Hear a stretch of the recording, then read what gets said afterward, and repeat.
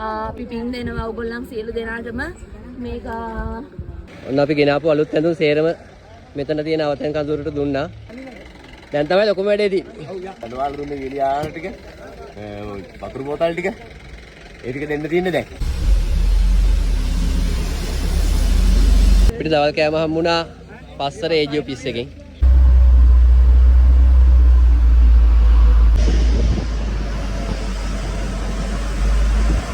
ඒවෙලා තියෙන්නේ කහට රුප්පට.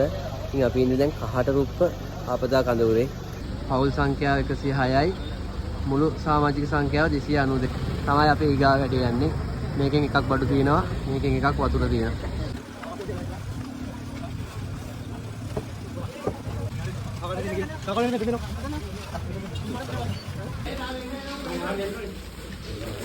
අපි හැමෝගෙම මහන්සි අවසන් ප්‍රතිඵල තමයි මේ තියෙන්නේ.